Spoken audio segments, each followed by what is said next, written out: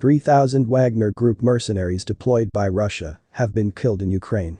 Nearly 8,000 mercenaries from the notorious Wagner Group have been deployed by Russia in the conflict in Ukraine, but they have suffered heavy casualties, MPs have been told.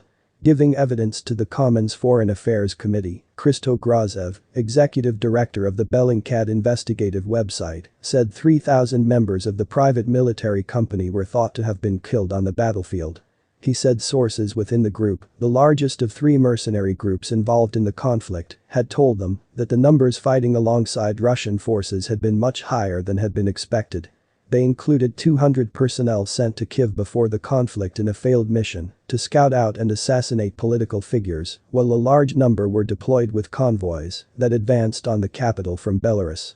He said they had also been present in Bucha, where some of the worst evidence of alleged war crimes had been discovered. Mr. Grozev said they had been told by one former group member that some chose to fight because they enjoyed killing. He said that about 10% to 15% are sociopaths, people who go there just because they want to kill.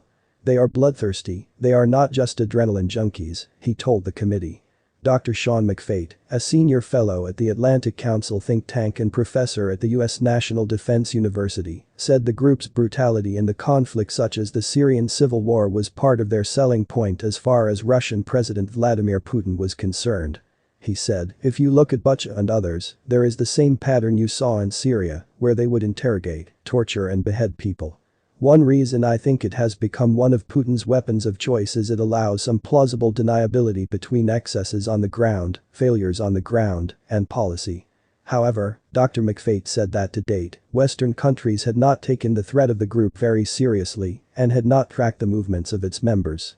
He said, this has emboldened them, Russia, to use this as a stratagem for national expansion, national interests, he said. We have not done a good enough job in tracking them. We see them as cheap Hollywood villains, but in fact, they are not.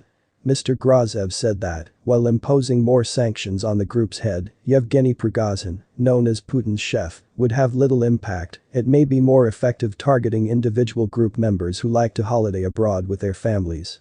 The knowledge that they do is a cause of ridicule about Western sanctions, because this spreads through the rumor mill, he said.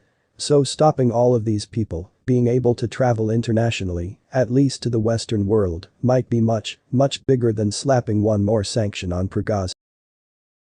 So guys, we have come to an end of this news session. Thanks for watching and please do well to like and subscribe for more updates. Until next time, goodbye for now.